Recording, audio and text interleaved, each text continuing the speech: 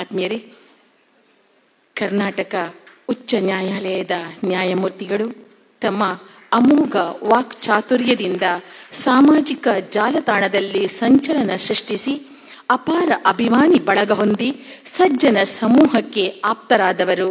ಕರ್ನಾಟಕದ ಪ್ರಮುಖ ವಕೀಲರಲ್ಲಿ ಒಬ್ಬರಾಗಿದ್ದ, ನಾಗರಿಕ ಕಾನೂನುಗಳ ಮೇಲಿನ ಹಿಡಿತ ಹಾಗೂ ಆ ಕ್ಷೇತ್ರದಲ್ಲಿ ಅಪಾರ ಸಾಧನೆ ಮಾಡಿದ ತಂದೆ ಶ್ರೀ ವೇದವ್ಯಾಸಾಚಾರ್ಯರು ತೋರಿದ ಮಾರ್ಗ ಅನುಸರಿಸುತ್ತಾ ವಿಶಿಷ್ಟ ನ್ಯಾಯ ನಿರ್ಣಯ ನೀಡಿ ಸೈ ಅನಿಸಿಕೊಂಡವರು. ವಕೀಲಿ ವೃತ್ತಿಯೊಂದಿಗೆ ವ್ಯಕ್ತಿತ್ವ ವಿಕಸನ, ಆಧ್ಯಾತ್ಮ, ಸಾಮಾಜಿಕ ಸುಧಾರಣೆಯನ್ನು ಪ್ರವೃತ್ತಿಯನ್ನಾಗಿಸಿಕೊಂಡು ಜನಮಾನಸಕ್ಕೆ ಆತ್ಮೀಯರಾದವರು. ಕಳೆದ 4 ವರ್ಷಗಳಿಂದ ಕರ್ನಾಟಕ ಉಚ್ಚ ನ್ಯಾಯಾಲಯದ ಗೌರವಾನ್ವಿತ ನ್ಯಾಯಾಧೀಶರಾಗಿರುವ ಆದರಣೀಯ ಶ್ರೀಯುತ ವೇದವ್ಯಾಸಾಚಾರ್ಯ ಶೇಷಾನಂದರನ್ನು ಉದ್ಘಾಟನಾ ಮಾತುಗಳಿಗಾಗಿ ಮಾತಿನ ಮಂಟಪಕ್ಕೆ ವಿನಯಪೂರ್ವಕವಾಗಿ ಆಹ್ವಾನಿಸುತ್ತಿದ್ದೇವೆ. ಇದೀಗ ನಿಮ್ಮ ಮಾತಿನ ಸಮಯ ಶ್ರೀಯುತರೆ.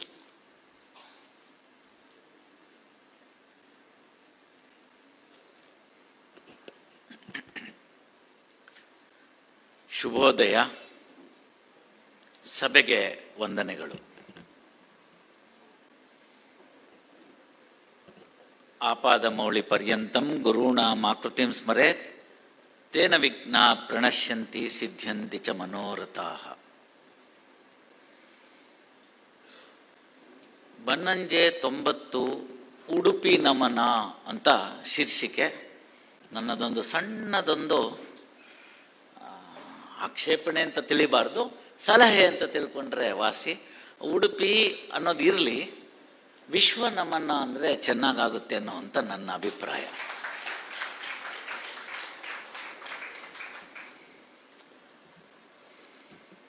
ವೇದಿಕೆಯಲ್ಲಿ ಈ ದಿವಸ ವೈದೇಹಿಯವರು ಅಧ್ಯಕ್ಷತೆಯನ್ನು ವಹಿಸಬೇಕಾಗಿತ್ತು. ವಿಧಿಯ ಆಟ ಸಾಧ್ಯವಾಗಲಿಲ್ಲ. ಅಲ್ಲಿ ಯಾವ ಒಂದು ಚಿತ್ರ ಸಂಗ್ರಹವನ್ನು, ವಸ್ತು ಸಂಗ್ರಹವನ್ನು ಉದ್ಘಾಟನೆ ಮಾಡಿ ಇಲ್ಲೂ ಕೂಡ ಆ ಕಾರ್ಯಭಾರವನ್ನು ಹೊತ್ಕೊಳ್ತೀನಿ ಅಂತಕ್ಕಂಥ ಒಂದು ಜವಾಬ್ದಾರಿಯನ್ನು ನಿರ್ವಹಿಸ್ತಿರ್ತಕ್ಕಂಥ ಸಹೋದರಿ ಸಂಧ್ಯಾ ಪೈ ಅವರೇ, ಮಲ್ಲೇಪುರಂ ವೆಂಕಟೇಶ್ವರು ಅಂತಂದರೆ ಅವ್ರಿಗೂ ಮತ್ತು ನಮ್ಮ ಆಚಾರ್ಯರಿಗೂ ಅವಿನಾಭಾವವಾದ ಸಂಬಂಧ. ಸುಮಾರು ಕಾರ್ಯಕ್ರಮಗಳಲ್ಲಿ ಜೊತೆಗಿದ್ದೀವಿ. ನಾನು ತಿಳಿದಿದ್ದು ಕಡಿಮೆನೆ, ಆದರೂ ಕೂಡ ಅವರು ಅದನ್ನು ವಿಶೇಷವಾಗಿ 100 ಮಡಿ ಮಾಡಿ ಅದನ್ನು ತೆಗೆದುಕೊಂಡು ಅದರಲ್ಲಿರ್ತಕ್ಕಂಥ ಒಳ್ಳೆ ವಿಷಯಗಳನ್ನ ನನ್ನ ಬಗ್ಗೆ ಆಡ್ತಾರೆ. ಅವರಿಗೆ ನನ್ನ ನಮಸ್ಕಾರಗಳನ್ನ ತಿಳಿಸ್ತಾ ಇದ್ದೀನಿ. ಕಾರ್ಯಭಾರದ ದೃಷ್ಟಿಯಿಂದ ಈ ಭಾಗದ MLA ಯಶ್ಪಾಲ್ ಸುವರ್ಣ ಅವರು ಈಗಷ್ಟೇ ವೇದಿಕೆಯಿಂದ ನಿರ್ಗಮಿಸಿದ್ದಾರೆ. ಮಾಜಿ ಶಾಸಕರಾಗಿರ್ತಕ್ಕಂಥ ಸ್ನೇಹಿತರಾಗಿರ್ತಕ್ಕಂಥ ರಘುಪತಿ ಭಟ್ ಅವರಿದ್ದಾರೆ. ಗುರುಸ್ಥಾನ ಅಂತಂದರೆ ಹಾಗೇನೇನೆ, ಸರ್ವರು ಕೂಡ ಒಂದಕ್ಷರಂ ಕಲಿಸಿದಾತಂ ಗುರು ಅಂತ ಹೇಳ್ತಕ್ಕಂಥದ್ದು ನಾವು. ಹಾಗೆ MGM ಕಾಲೇಜಿನ ಪ್ರಾಂಶುಪಾಲರಾಗಿರ್ತಕ್ಕಂಥ ಶ್ರೀಮತಿ ವನಿತಾ ಮಯ್ಯ ಅವರೇ, ವೈದ್ಯೋ ನಾರಾಯಣೋ ಹರಿಹಿ ಅಂಥೇಳಿ ಆ ವೈದ್ಯಕೀಯ ಕ್ಷೇತ್ರದಲ್ಲಿ ಇನ್ನೂ ಹಲವು ಹೊಳವುಗಳಿದೆ ಅಂತಾರೆ. ನಮ್ಮ ಡಾಕ್ಟರ್ ಹರಿಶ್ಚಂದ್ರ ಅವ್ರನ್ನ ನಾವು ನೆನೆಸ್ಕೊಳ್ಬೇಕಾಗತ್ತೆ. ಇನ್ನಂತೆ KP ರಾಯರನ್ನ ಹೇಳಬೇಕು ಅಂತ ನಾನು ಹೇಳೋದಲ್ಲ, ನಾನು ಅವ್ರಿಗೆ ಹೇಳುವಾಗ ಹೇಳಿದೆ, ನಾನು ಕೂಡ ಕನ್ನಡ ಸೀನಿಯರ್ ಟೈಪಿಸ್ಟು ಅಂತ. ಅದರಿಂದ KP ರಾಯರನ್ನ ನಾನು ವಿಶೇಷವಾಗಿ ಏನು ಹೇಳುವಂಥ ಅವಶ್ಯಕತೆ ಬೀಳೋದಿಲ್ಲ. ಆಯೋಜಕರಲ್ಲಿದ್ದಾರೆ, ಸಹೋದರಿ ವೀಣಾ ಬನ್ನಂಜೆ ಅವರಿದ್ದಾರೆ. ನಿಮಗೆಲ್ಲ ಆಶ್ಚರ್ಯ ಅನ್ನಿಸಬಹುದು, ನಾನು ಅವ್ರನ್ನ ಮುಖತಃ ಭೇಟಿ ಮಾಡಿದ್ದೆ ಕೇವಲ 1-2 ತಿಂಗಳ ಹಿಂದೆ ಅಷ್ಟೆ. ಅವರ ಸತ್ಯಕಾಮರ ಒಂದು ಕಲ್ಲಳ್ಳಿ ಕಾರ್ಯಕ್ರಮದಲ್ಲಷ್ಟೇ ಅವ್ರನ್ನ ನಾನು ಮುಖತಃ ಭೇಟಿಯಾಗಿದ್ದು. ಯಾಕೆ ಅವ್ರು ನನ್ನನ್ನು ಕರೆಸಿದ್ರು ಅಂತ ನನಗೆ ಭಾಳ ಈಗಲೂ ಕಾಡುತ್ತೆ. ಇವ್ರು ಯಾಕೆ ನನ್ನನ್ನು ಕರೆಸಿದ್ರು, ಆಚಾರ್ಯರನ್ನು ತಿಳ್ಕೊಂಡವ್ರು ಬೇಕಾದಷ್ಟು ಜನ ಇದ್ದಾರೆ, ನನ್ನನ್ನು ಯಾಕೆ ಕರೆಸಿದ್ರು ಅಂತ. ಏನೋ ಆವತ್ತು ಒಂದು 3-4 ತಿಂಗಳ ಹಿಂದೆನೇ ಅವರು ನನಗೆ ಕರೆ ಮಾಡಿ 3ನೇ ತಾರೀಕು ನೀವು ಇಲ್ಲಿರಬೇಕು ಅಂತ ಅನ್ನೋ ಥರಕ್ಕೆ ರಿಕ್ವೆಸ್ಟ್ ಮಾಡಿದ್ರು. ನಾನು ಉಪನಯನ ಆದ ನಂತರ ಧಾರ್ಮಿಕ ಶಿಬಿರ ಅಂತ ಪೇಜಾವರದ ಸ್ವಾಮಿಗಳು ಪೂರ್ಣಪ್ರಜ್ಞೆ ವಿದ್ಯಾಪೀಠದಲ್ಲಿ ಒಂದು 15 ದಿವಸಗಳ ಕಾಲ ಗುರುಕುಲ ವಾಸದ ಥರ ಹೇಳ್ಕೊಡ್ತಾ ಇದ್ರು. ಸಂಧ್ಯಾ ವಂದನೆ, ವಿಷ್ಣು ಸಹಸ್ರನಾಮ ಇತ್ಯಾದಿ.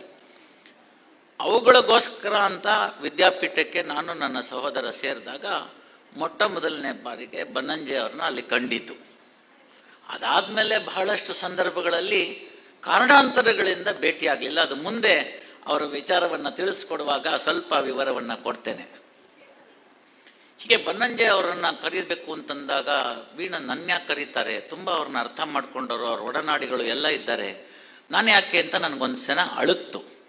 ಕರೆದಿದ್ದಾರೆ, ಅವರಿದ್ದಾಗಂತೂ ಹೇಳಿ ಅವ್ರನ್ನೆಲ್ಲ ಹೇಳಿ ನನ್ಗೆ ಹಿಂಗೆಲ್ಲ ಇತ್ತು ನಿಮ್ಮ ಬಗ್ಗೆ ಭಾವನೆ ಅಂತ ಹೇಳೋಕೆ ಆಗಲಿಲ್ಲ.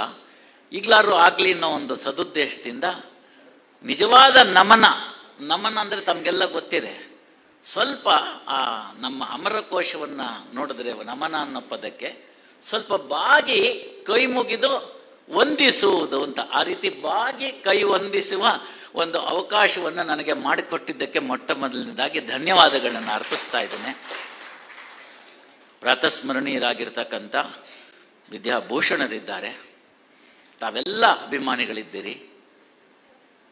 ನ್ಯಾಯಾಂಗ ಕ್ಷೇತ್ರದಲ್ಲಿ ಇದ್ದರೂ ಕೂಡ ಅಧ್ಯಾತ್ಮವನ್ನು ಕೂಡ ನನ್ನ ಜೊತೆಗೆ ಕಲಿತಾ ಇರ್ತಕ್ಕಂಥ ನಮ್ಮ ಉಡುಪಿಯ ಪ್ರಧಾನ ಜಿಲ್ಲಾ ನ್ಯಾಯಾಧೀಶರಿದ್ದಾರೆ. ಮುಂದೆ ಕೂತ್ಕೊಳ್ಳಿ ಅಂತಂದರೆ ಬೇಡ ನಾನು ಹಿಂದಿರ್ತೀನಿ ಅಂತ ಹೇಳಿದ್ದಾರೆ.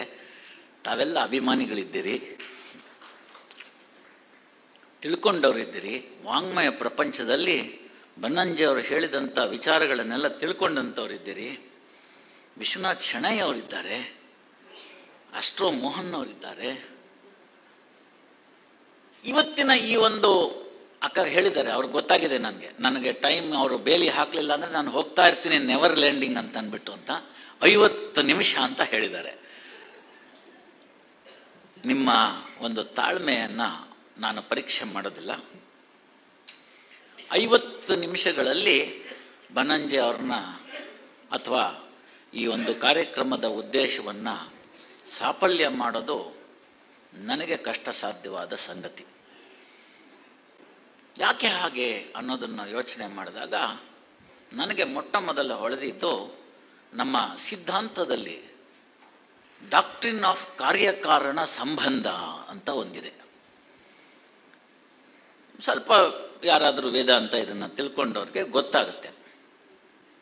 ಯಾಕೆ ಇಲ್ಲಿ ಈ MGM ಕಾಲೇಜಿನ ಪ್ರಾಂಗಣದಲ್ಲಿ 3-8-25 ಶ್ರೀಶ ನಿಂತ್ಕೋಬೇಕಾಗಿತ್ತು, ಇವರೆಲ್ಲರ ಸಾಂಗತ್ಯ ಸಿಕ್ಕಬೇಕಾಗಿತ್ತು, ಸಜ್ಜನರ ಸಹವಾಸ ದೊರಕಬೇಕಾಗಿತ್ತು, ಕೃಷ್ಣನ ದರ್ಶನ ಆಗಬೇಕಾಗಿತ್ತು.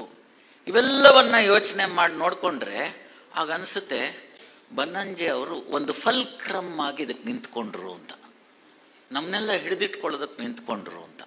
ಹಾಗೆ ಹಿಡಿದಿಟ್ಕೊಳ್ಳೋದು ಯಾಕೆ ನಿಂತ್ಕೊಂಡ್ರು ಅಂತಂದರೆ ಅವರ ಮುಖಾಂತರ ನಮ್ಮ ಆತ್ಮಗಳನ್ನೆಲ್ಲ ನಾವು ಉದ್ಧಾರ ಮಾಡಿಕೊಳ್ಬೇಕು ಅನ್ನೋದು ಒಂದು ಉದ್ದೇಶ ಆಯಿತು. ಆತ್ಮೋನ್ನತಿ ಅಂತ ಕರಿತೀವಿ, ಆತ್ಮೋದ್ಧಾರ ಅಂತ ಕರಿತೀವಿ.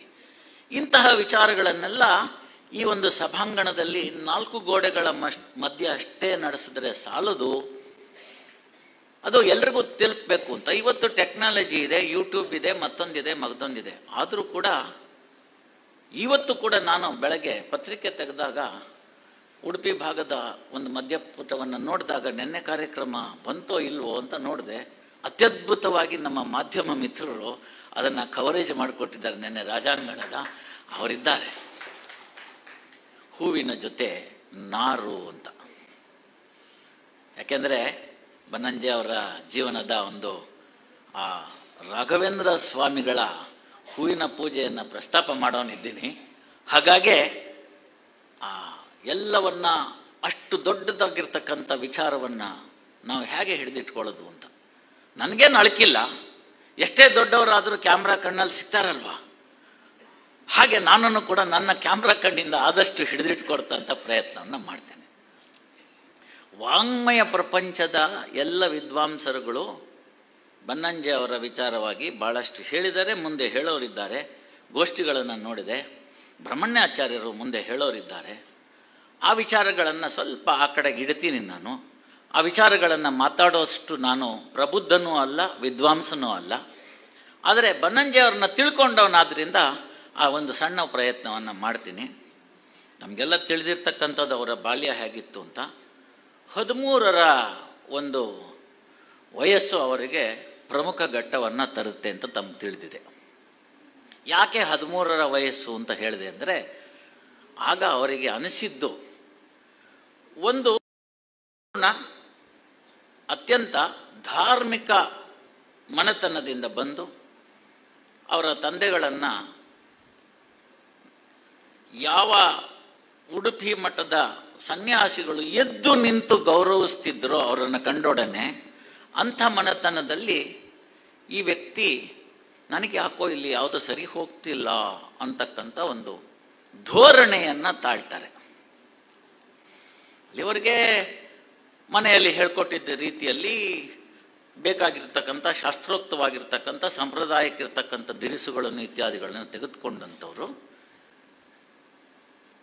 ಆ ಸಂದರ್ಭಕ್ಕೆ ಬಂದಾಗ ಅವ್ರಿಗೆ ಎಲ್ಲೋ ಒಂದು ಕಡೆ ಅದು ತುಡಿತ ಸ್ಟಾರ್ಟ್ ಆಗುತ್ತೆ. ಡಾಕ್ಟರ್ ಇದ್ದಾರೆ ಹರಿಶ್ಚಂದ್ರ ಅವರು, ವಿಜ್ಞಾನ ಇದೆ, ಗರ್ಭೋಪನಿಷತ್ ಗ್ರಂಥ ಇದೆ. 2500 ಇಸವಿ BC ಬಿಫೋರ್ ಕ್ರೈಸ್ಟ್ ಗರ್ಭೋಪನಿಷತ್ ಅಂತ ನಮ್ಮ ವೇದಕ್ಕೆ ಬಹಳ ಹತ್ತಿರವಾಗಿರ್ತಕ್ಕಂಥದ್ದು, ವೇದದ ಉಕ್ತಿಗಳಿಗೆ ಬಹಳ ಹತ್ತಿರವಾಗಿರ್ತಕ್ಕಂಥ ವಿಚಾರ. ಜೀವೋ ಭೇದ ಏವಚ ಅಂತ ಒಂದು, ನಮ್ಮ ಪಂಚಭೇದಗಳು ಅಂತ ಏನು ಮಧ್ವಾಚಾರ್ಯರು ಪ್ರತಿಪಾದಿಸಿದ್ರು, ಅದರಲ್ಲಿ ಬರ್ತಕ್ಕಂಥದ್ದು ಸತ್ಯ ಜಗಕ್ಕಿದ್ದು ಪಂಚಭೇದವು ನಿತ್ಯಶ್ರೀ ಗೋವಿಂದನ ಕೃತ್ಯವರಿತು ತಾರತಮ್ಯದಿ ಕೃಷ್ಣ ನದಿಕೆಂದು ಸಾರಿರೈ ಅಂತ ನರದಂಶ ಸಂಭೂತರಾಗಿರ್ತಕ್ಕಂಥ ಪುರಂದರ ದಾಸರು ನಮಗೆ ಅದನ್ನು ಕೊಟ್ಟರು. ಆ ಭೇದಗಳು ಯಾವುದು ಅಂತಂತ ನೋಡುವಾಗ ಜೀವ ಈಶಗೆ ಭೇದ ಸರ್ವತ್ರ ಅಂತ ಮೊದಲನೇದು ಹೇಳಿದ್ರು. ಅದನ್ನ ಆಚಾರ್ಯರು ಕೂಡ ಶೃಂಗೇರಿ ಸಮ್ಮೇಳನದಲ್ಲಿ SK ರಾಮಚಂದ್ರಾಯರ ಅನುಪಸ್ಥಿತಿಯಲ್ಲಿದ್ದಾಗ ಮಧ್ವಶಾಸ್ತ್ರದ ಮೇಲೆ ನೀವು ಹೇಳಬೇಕು ಅಂತಂದಾಗ, ಇಲ್ಲಪ್ಪ ಅದನ್ನು ಬಿಟ್ಟು ನಾನು ಹೇಳ್ತೀನಿ ಅಂತನ್ನೋದಂತ ಒಂದು ಧೈರ್ಯವನ್ನ ಮಾಡಿದ್ರು. ಇಲ್ಲ, ನೀವು ಅದನ್ನು ಹೇಳಲೇಬೇಕು ಅಂತಂದಾಗ ಕಟ್ಟುಬಿದ್ದಾಗ ಹೇಳಿದಂಥ ಪ್ರತಿಪಾದಿಸಿದಂಥ ಭಾಗ ಇದು. ಜೀವ ಈಶಗೆ ಭೇದ ಸರ್ವತ್ರ ಜೀವ ಜೀವಕ್ಕೆ ಭೇದವು, ಜೀವ ಜಡಕ್ಕೆ ಭೇದ ಸರ್ವತ್ರ ಜೀವ ಜಡ ಪರಮಾತ್ಮಗೆ ಅಂತ ಹೇಳ್ಬಿಟ್ರು. ಬಹಳ ಜನ ಈ ನಮ್ಮ ತಾಪತ್ರಯವೇ ಹಾಗೆ, ಇಂಗ್ಲಿಷ್ನಲ್ಲಿ ಅದನ್ನು ಹೇಳಿ ಅಂತ ಶುರು ಮಾಡಿಬಿಡ್ತಾರೆ. ಕನ್ನಡನೂ ಬರಲ್ಲ, ಇಂಗ್ಲೀಷು ಬರಲ್ಲ. ಇನ್ನು ನಾನು ಇಲ್ಲಿ ಉಡುಪಿಯಲ್ಲಿ ನಿಂತು ಕನ್ನಡ ಇಂಗ್ಲೀಷ್ ಬಿಟ್ಟು ತುಳು ಬಗ್ಗೆ ಮಾತಾಡೋಕ್ಕೆ ಹೇಳಲ್ಲ, ಯಾಕೆಂದ್ರೆ ನನಗೇನೂ ಗೊತ್ತಿಲ್ಲ ತುಳುನಲ್ಲಿ. ಹಾಗಿದ್ದಂಥ ಪಕ್ಷದಲ್ಲಿ ಪ್ರತಿಯೊಂದನ್ನು ನಾವು ಇಂಗ್ಲೀಷಿಗೆ ತರ್ಜುಮೆ ಮಾಡುವಂಥ ಸಂದರ್ಭದಲ್ಲಿ ಆಗಿದ್ದಂಥ ಅನಾಹುತ, ಯಾವುದನ್ನು ನಾವು ತಾರತಮ್ಯ ಅಂತ ಕರೆದ್ವಿ ಅದನ್ನು ಡಿಸ್ಕ್ರಿಮಿನೇಷನ್ ಅಂತ ಬರೆದು ಬಿಟ್ರು. ಅಲ್ಲೇ ಆಗಿದ್ದ ಅನಾಹುತ.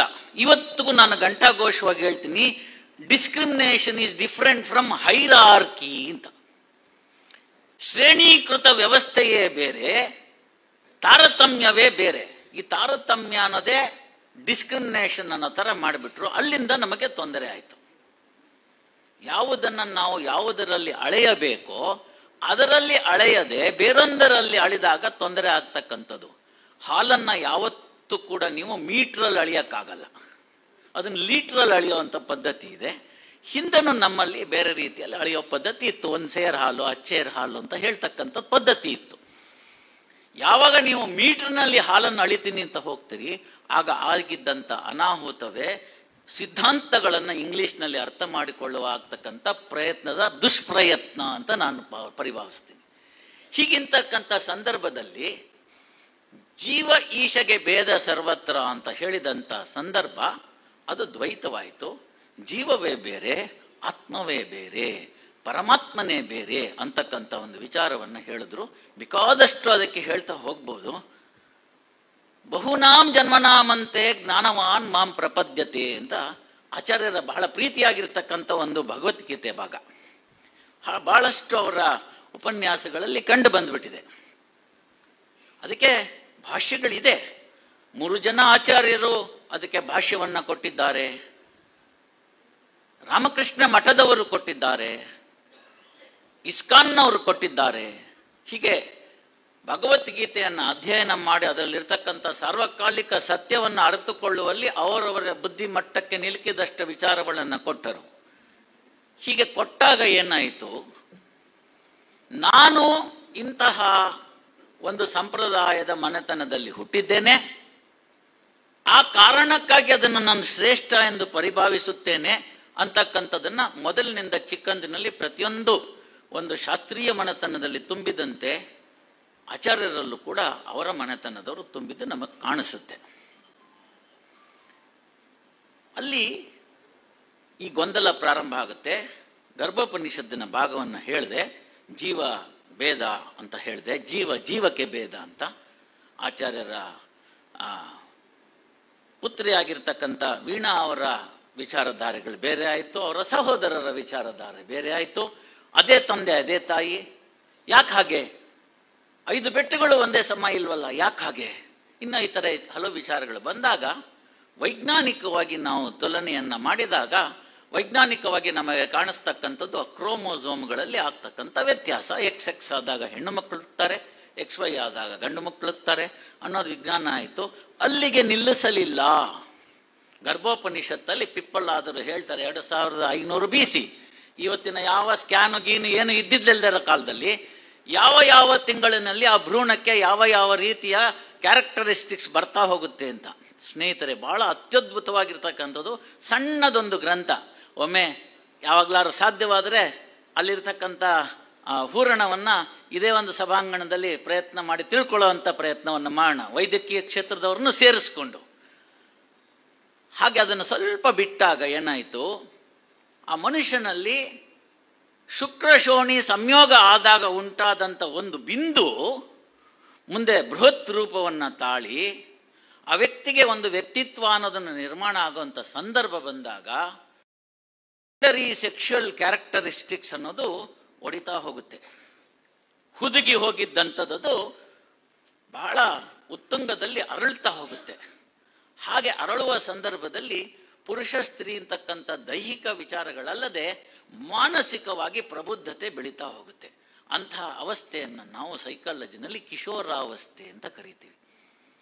ಹಾಗೆ ಪ್ರಫುಲ್ಲತೆಗೊಂಡಂಥದ್ದು ಮುಂದೆ ಯಾವ ರೀತಿಯಲ್ಲಿ ಪಡಂಭೂತವಾಗಿ ಬೆಳೆದು ಒಂದು ವ್ಯಕ್ತಿತ್ವ ನಿರ್ಮಾಣ ಆಗುತ್ತೆ ಅನ್ನೋದಕ್ಕೆ ಮೂಲತಃ ಅಲ್ಲಿ ಕಾಣುತ್ತೆ.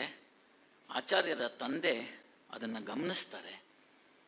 ಗಮನಿಸಿ ನಾರಾಯಣಾಚಾರ್ಯರು ಅದನ್ನು ಆಚಾರ್ಯರೇ ಹೇಳ್ಕೊಂಡಿದ್ದು, ನಮ್ಮ ತಂದೆ ನನ್ನ ಎಲ್ಲವನ್ನು ಗಮನಿಸ್ತಿದ್ರು, ಏನನ್ನು ಅಡ್ಡಪಡಿಸಲಿಲ್ಲ. ಹಾಗಾಗಿ ಏನಾಯಿತು, ಇವರಲ್ಲಿ ಇರಬಹುದಾದಂತಹ ಬೇರೆ ವ್ಯಕ್ತಿತ್ವವನ್ನು ಗಮನಿಸಿದಂಥ ನಾರಾಯಣಾಚಾರ್ಯರು ಪ್ರಫುಲ್ಲವಾಗಿ ಬೆಳೆಯಲಿ ಬಿಡಿ ಅಂತಂದರು. ತೆಂಗಿನ ಮರ ಹತ್ತೋರ್ನ ಎಲ್ಲಿ ತನಕ ಹತ್ತಿಸಬಹುದು? ಕೈ ನಿಲ್ಕೋ ತನಕ. ಆಮೇಲೆ ಬಿದ್ದು ಬಿಡ್ತಾನೆ ಅನ್ನೋ ಭಯಕ್ಕೆ ಒಂದು ಸ್ಟೂಲ್ ಹಾಕ್ಕೊಂಡು, ನಂತರ ಒಂದು ಏಣಿ, ಆಮೇಲೆ ಅವನು ಹತ್ತೋದು ಕಲಿಬೇಕಲ್ವಾ, ಇಂಡಿಪೆಂಡೆಂಟ್ ಆಗಿರ್ಬೇಕಲ್ವಾ, ಆ ಶಕ್ತಿ ಭಗವಂತ ಎಲ್ಲರಿಗೂ ಕೊಟ್ಟಿದ್ದಾನಲ್ವಾ. ಹಾಗೆಲ್ಲ ಆದಮೇಲೆ ಅದನ್ನು ಗಮನದಲ್ಲಿಟ್ಟುಕೊಂಡ ಆಚಾರ್ಯರು ಹೋಗಲಿ ಅಂತ ಹೇಳ್ತಾರೆ. ಕೆಲವು ಪ್ರಸಂಗಗಳಿದೆ, ಅದೆಲ್ಲ ತಾವು ತಿಳಿದಿದ್ದೀರಿ. ನನಗೂ ಕೂಡ ಅಕ್ಕನೇ ಅದಕ್ಕೆಲ್ಲ ಆ ಪುಸ್ತಕವನ್ನು ಕೊಟ್ಟು ಅವರ ಒಂದು ವಿಚಾರನ ಆತ್ಮನಿವೇದನೆ ಮುಖಾಂತರ ತಿಳಿಸಿದ್ದಾರೆ. ಯಾವ ರೀತಿಯಾಗಿ ಆ ಸಂಪ್ರದಾಯಬದ್ಧವಾಗಿರತಕ್ಕಂಥದ್ದನ್ನು ವಿರೋಧಿಸಿದ್ರು ಆಚಾರ್ಯರು, ಅದೆಲ್ಲ ವಿವರಣೆಗಳು ಹೋಗೋದು ಬೇಕಿಲ್ಲ. ಮಾರ್ಗ ಸ್ಪಷ್ಟವಿತ್ತು. ಒಂದನ್ನು ನಾನು ಸರಿ ಅಂತ ತಿಳ್ಕೋಬೇಕಾದ್ರೆ ಅದನ್ನು ಸರಿ ಅಂತ ತಿಳ್ಕೊಳ್ಳೋದು ನಂಬಿಕೆ ಸರಿ. ನಂಬಿಕೆ ಯಾಕೆ? ನಮ್ಮಲ್ಲಿ ಪ್ರಮಾಣಗಳಿದೆ, ತಮಗೆಲ್ಲ ತಿಳಿದಿರುವಂಥದ್ದು. ಅದರಲ್ಲಿ ಒಂದು ಪ್ರಮಾಣದ ಭಾಗ ಆಪ್ತವಾಕ್ಯ ಪ್ರಮಾಣ ಅಂತ. ಸರಿ, ತಂದೆ ಹೇಳಿದ್ದು ಅವ್ರು ಟೆಸ್ಟ್ ಮಾಡಿದ್ದಾರೆ, ಸರಿ ಇದೆ, ನಾನು ನಂಬ್ಕೊಳ್ಳೋದು ಸರಿ. ಬಹಳಷ್ಟು ಜನ ಅಲ್ಲಿಗೆ ನಿಲ್ಲಿಸ್ಬಿಡ್ತೀವಿ. ಯಾಕೆ ಸರಿ ಅನ್ನೋದನ್ನ ಪ್ರಶ್ನೆ ಬಂದಾಗ ನಮ್ಮಪ್ಪನ ಕೇಳ್ತೀನಿ ಅಂತ ಹೇಳೋದು. ಇದಕ್ಕೇನು ಉತ್ತರ ರೀ ಅಂತಂದರೆ, ನಮ್ಮ ಮೇಷ್ಟ್ರನ್ನ ಕೇಳ್ಬಿಟ್ಟು ಹೇಳ್ತೀನಿ ಅಂತ ಮೇಷ್ಟ್ರ ಹತ್ರ ಹೋಗೋದು. ಮೇಷ್ಟ್ರೆ ಇದಕ್ಕೇನು? ಅದು ನಮ್ಮ ಮೇಷ್ಟ್ರು ಹಂಗೆ ಹೇಳ್ಕೊಟ್ಟಿದ್ದು, ಅದು ಕರೆಕ್ಟ್ ಅದು ಅಂತ. ಅವ್ರನ್ನ ಕೇಳ್ರೆ ಅವ್ರ ಮೇಷ್ಟ್ರು ಹಂಗೆ ಹೇಳ್ಕೊಟ್ಟಿದ್ದು, ಅನುಚಾನವಾಗಿ ಬಂದಿದೆ, ಇದನ್ನು ಮಾಡು ಅಂತ. ಬಹಳಷ್ಟು ಜನ ಅದರಲ್ಲಿ ನಂಬಿಕೆಯನ್ನು ಇಟ್ಕೊಂಡು ಮಾಡಿದ್ದಾರೆ. ತಪ್ಪಿಲ್ಲ, ಅದನ್ನು ನಾನು ತಪ್ಪಂತ ನಾನು ಎಂದೂ ಹೇಳ್ತಿಲ್ಲ, ತಪ್ಪಿಲ್ಲ. ಡಾಕ್ಟರ್ ಇದ್ದಾರೆ, ಪ್ಲಾಸಿಬೋ ಎಫೆಕ್ಟ್ ಅಂತ ನಂಬಿಕೆ. ಬಹಳಷ್ಟು ಜನಕ್ಕೆ ಅರುಣಿಮಾ ಅವರ ಕತೆ ಗೊತ್ತಿದೆಯೋ ಇಲ್ಲೋ ನನಗೆ ಗೊತ್ತಿಲ್ಲ. ಅರುಣಿಮಾ ಅಂತ ಒಂದು ಹೆಣ್ಣು ಹುಡುಗಿ ರೈಲಿನಲ್ಲಿ ಹೋಗ್ತಾ ಇದ್ದಾಳೆ. ಕೆಲವು ಕಿಡಿಗೇಡಿಗಳು ಅವಳಿಗೆ ತೀಟೆ ಮಾಡಿದ್ದಾರೆ, ಹಿಂಸೆ ಕೊಟ್ಟಿದ್ದಾರೆ. ಅದನ್ನ ಆಕೆ ಪ್ರತಿರೋಧಿಸ್ತಾಳೆ. ದುಷ್ಟರು, ಕೀಚಕನ ವಂಶದವರು, ದುರ್ಯೋಧನನ ಪ್ರತಿರೂಪದವರು, ದುಶ್ಯಾಸನ ತಂದವರು ರೈಲಿನಿಂದ ಹೊರಗೆ ತಳ್ತಾರೆ ಆಕೆನ. ಆಕೆ ಬೀಳ್ತಾಳೆ. ಆ ಕಡೆ ಇನ್ನೊಂದು ಟ್ರ್ಯಾಕ್ ಇದೆ, ಅಲ್ಲಿ ಒಂದು ರೈಲ್ ಬರುತ್ತೆ. ಅವಳ ಕಾಲುಗಳು ಕತ್ತರಿಸಿ ಹೋಗುತ್ತವೆ. ನರಳ್ತಾ ಬಿದ್ದಿದ್ದಾಳೆ ಎರಡು ಟ್ರ್ಯಾಕ್ ಮಧ್ಯ. ಈ ಕಡೆ ಒಂದು ಟ್ರ್ಯಾಕು, ಆ ಕಡೆ ಒಂದು ಟ್ರ್ಯಾಕು. ಆ ಟ್ರ್ಯಾಕ್ ಮಧ್ಯೆ ಬಿದ್ದಿದ್ದಾಳೆ. ರಕ್ತ ಎಲ್ಲ ಸೋರಿ ಹೋಗಿದೆ. ಈ ಕಡೆಯಿಂದ ರೈಲ್ ಹೋಗುತ್ತೆ, ಆ ಕಡೆಯಿಂದ ರೈಲ್ ಬರುತ್ತೆ, ಈ ಕಡೆಯಿಂದ ರೈಲ್ ಹೋಗುತ್ತೆ, ಆ ಕಡೆಯಿಂದ ರೈಲ್ ಬರುತ್ತೆ. ಯಾರೊಬ್ರು ನಿಲ್ಲಿಸ್ತಾ ಇಲ್ಲ. ಕೊನೆಗೊಬ್ಬ ಡ್ರೈವರ್ ನೋಡ್ತಾನೆ. ಅವನ್ಗನ್ಸುತ್ತೆ ಇದೇನೋ ಆಗಿದೆ ತೊಂದರೆ ಅಂತ. ಇಷ್ಟೊತ್ತಿಗಾಗಲೇ ಅಲ್ಲಿ ಬರ್ತಿರ್ತಕ್ಕಂಥ ಇರುವೆ, ಗದ್ದ ಇತ್ಯಾದಿಗಳೆಲ್ಲ ಮಾಂಸವನ್ನು ತಿನ್ನಲಿಕ್ಕೆ ಶುರು ಮಾಡಿ ಅವಳಿಗೆ ಅತೀವ ವೇದನೆಯಾಗಿ ಬ್ಲಡ್ ಎಲ್ಲ ಹೋಗಿ ಅಂತ ನರಳ್ತಾ ಇದ್ದಾಳೆ. ಬಹಳ ವರ್ಷದ್ದೇನಲ್ಲ, ಯಾರು ಬೇಕಾದ್ರೆ ಈಗ ಅರುಣಿಮಾ ಅಂತ ಗೂಗಲ್ ಮಾಡಿದ್ರೆ ಈ ಕ್ಷಣ ಸಿಕ್ಕತ್ತದು. ಒಬ್ಬನಿಗೆ ಅಯ್ಯೋ ಅನ್ಸುತ್ತೆ, ಅವನು ಆಗಲೇ ಸತ್ತಿದ್ದಾಳೆ ಅನ್ಕೊಂಡು ಅವನು ಆ ಮುಂದಿನ ಸ್ಟೇಷನ್ ಅಲ್ಲಿ ಸ್ಟಾಪ್ ಇಲ್ಲ, ವಾಕ್ಯಲ್ಲಿ ಹೇಳ್ತಾನೆ, ಇಂಥ ಮೈಲುಕಲ್ ನಡುವೆ ಒಂದು ಹೆಣ್ಣಿನ ಶವ ಇದೆ, ನೀವು ಸ್ವಲ್ಪ ಹೋಗಿ ನೋಡಿ ಅಂತ ಅಷ್ಟನ್ನ ಹೇಳಿ ತನ್ನ ಟ್ರೈನ್ ಮುಂದೆ ಹಾಕಿಬಿಡ್ತಾನೆ. ಸ್ಟೇಷನಿಂದ ಮುಂದೆ ಹಾಕಿ ಹೊರಟೋಗ್ತಾನೆ ಅವನು. ಇವ್ರಿಗೆ ಈಗ ನಿಜವಾದ ಪ್ರಾಬ್ಲಮ್ ಆಗುತ್ತೆ. ಶವ ಅಂದಮೇಲೆ ಪ್ರಾಬ್ಲಮ್ ಆಯ್ತಲ್ಲ, RPF ಅವ್ರನ್ನೆಲ್ಲ ಕರೆಸ್ಕೊಂಡು ಆ ಟ್ರಾಲಿಯಲ್ಲಿ ಬರ್ತಾರೆ. ಬಂದು ನೋಡಿದ್ರೆ ಅವಳು ಸತ್ತಿಲ್ಲ, ಇನ್ನೂ ನರಳ್ತಾ ಇದ್ದಾಳೆ. ತಕ್ಷಣಕ್ಕೆ ಇವೆಲ್ಲ ವ್ಯವಸ್ಥೆ ಮಾಡ್ತಾರೆ, ಕರ್ಕೊಂಡು ಹೋಗ್ತಾರೆ. ಆ ಮುರಿದ ಕಾಲುಗಳನ್ನ, ಕತ್ತರಿಸಿದ ಕಾಲುಗಳನ್ನ ತೆಗೆದುಕೊಂಡು ಹೋಗ್ತಾರೆ. ಸಮಯ ಆಗಿರುತ್ತೆ, ಕಾಲು ಜೋಡ್ಸಕ್ ಆಗೋದಿಲ್ಲ. ವೈದ್ಯಕೀಯ ಕ್ಷೇತ್ರಕ್ಕೆ ಜೀವ ಉಳಿಸ್ತಾರೆ. ಉಳಿತಾಳೆ ಅರುಣಿಮಾ. ಸ್ನೇಹಿತರೆ, ಉಳಿತಾಳೆ ಅರುಣಿಮಾ. ನಿಧಾನಕ್ಕೆ ಧೈರ್ಯ ತಂದ್ಕೋತಾಳೆ, ನಂಬಿಕೆ ಇಡ್ತಾಳೆ, ದೈವದಲ್ಲಿ ನಂಬಿಕೆ ಇಡ್ತಾಳೆ. ಮುಂದೆ ವೈದ್ಯರು ಅವಳಿಗೊಂದು ಕೃತಕ ಕಾಲನ್ನ ಕೊಡ್ತಾರೆ. ಕೃತಕ ಕಾಲನ್ನ ಕೊಟ್ಟ ನಂತರ ಏನು ಜೀವನ ನನಗೆ ಯಾಕೆ ಉಳಿತು, ಈ ತರಹದ ಸ್ಥಿತಿಯಲ್ಲಿ ನಾನು ಉಳಿದಿದ್ದೀನಿ ಅಂದರೆ ನನ್ನಿಂದ ಏನೋ ಭಗವಂತ ಮಾಡಿಸ್ಕೊಳ್ಳಿಕ್ಕಿದ್ದಾನೆ, ನಾನು ಸಾಧನೆ ಮಾಡಬೇಕು ಅನ್ನೋ ವಿಚಾರವನ್ನು ಯೋಚನೆ ಮಾಡ್ತಾಳೆ. ಯೋಚನೆ ಮಾಡಿದಂಥ ಸಂದರ್ಭದಲ್ಲಿ ಏನು ಮಾಡಬೇಕು ವಿಶಿಷ್ಟವಾಗಿ ಕಾಣಲಿಕ್ಕೆ ಅಂತ. ಈ ವಿಶಿಷ್ಟತೆ ಅನ್ನೋದು ಅರುಣಿಮಾನಲ್ಲೂ ಕಾಣ್ತು, ಆಚಾರ್ಯರಲ್ಲೂ ಕಾಣ್ತು. ಅರುಣಿಮಾ ಏನು ಮಾಡ್ತಾಳೆ ಅಂದರೆ, ನಾನು ಈ ಮುರಿದ ಕಾಲಿನಲ್ಲಿ, ಕಾಲಿಲ್ಲದ ಮಂಡಿಯಲ್ಲಿ ನಾನು ಜಗತ್ತಿನ ಅತ್ಯಂತ ಎತ್ತರದ ಶಿಖರವಾಗಿರ್ತಕ್ಕಂಥ ಎವರೆಸ್ಟ್ ಅನ್ನು ಏರ್ತೀನಿ ಅಂತಕ್ಕಂಥ ಒಂದು ನಂಬಿಕೆಯನ್ನು ಮೊದಲು ಹುಟ್ಟಾಕೋತಾಳೆ. ಎವರೆಸ್ಟ್ ಅನ್ನು ಏರ್ತೀನಿ ಅಂತ. ಅದಕ್ಕಾಗಿ ಬಚೇಂದ್ರ ಪಾಲ್ನ ಕೇಳ್ತಾಳೆ ಹೋಗಿ. ಬಚೇಂದ್ರ ಪಾಲ್ ನಕ್ಬಿಡ್ತಾಳೆ, ನಿನ್ನ ಆಸೆ ಚೆನ್ನಾಗಿದೆ, there is no limit, high aim is not a crime, sky is the limit, but is it possible ಅಂತ ಯೋಚನೆ ಮಾಡ್ತಾರೆ. ಅವಳಿಗೂ ಬರೋದಿಲ್ಲ. ಆದರೆ ಕಣ್ಣಿನಲ್ಲಿದ್ದಂಥ ಅರುಣಿಮಾ ಕಣ್ಣಿನಲ್ಲಿರ್ತಕ್ಕಂಥ ಹೊಳಪು, ಆ ನಂಬಿಕೆಯನ್ನು ಗಮನದಲ್ಲಿಟ್ಟುಕೊಂಡಂಥವ್ರವರು ಇವಳ ನಂಬಿಕೆಯನ್ನು ನೋಡಿ ಬೇಸ್ ಕ್ಯಾಂಪ್ ಕರ್ಕೊಂಡು ಹೋಗ್ತಾಳೆ. ಮೊದಲು ಬೇಸ್ ಕ್ಯಾಂಪ್ ಆದರೆ ಮುಂದಿನ ನೋಡೋಣ ಅಂತ. ಹಾಗೆ ಬೇಸ್ ಕ್ಯಾಂಪನ್ನು ಅವಳು ಸುಖವಾಗಿ ಮಾಡಿದ ನಂತರ ಅರುಣಿಮಾ ಬಚೇಂದ್ರಿ ಪಾಲ್ ಜೊತೆಗೆ ಎವರೆಸ್ಟ್ ಅನ್ನ ಏರ್ತಾಳೆ. ಇದನ್ನ ಎಕ್ಸ್ಪ್ಲೈನ್ ಮಾಡುವಂತ ಮೆಡಿಕಲ್ ವರ್ಡ್ಗೆ ಹೇಳಿದ್ರೆ ಕಷ್ಟ ಆಗುತ್ತೆ. ಅದಕ್ಕೆ ಅವರಂತಾರೆ ನಂಬಿಕೆ ಸರ್, ಅದಕ್ಕೆ ನಾವು ಪ್ಲಾಸಿಬೋ ಎಫೆಕ್ಟ್ ಅಂತ ಕರಿತೀವಿ ಅಂತಾರೆ. ಆಚಾರ್ಯರಲ್ಲಿ ಇಂಥ ನಂಬಿಕೆ ಬರುತ್ತೆ.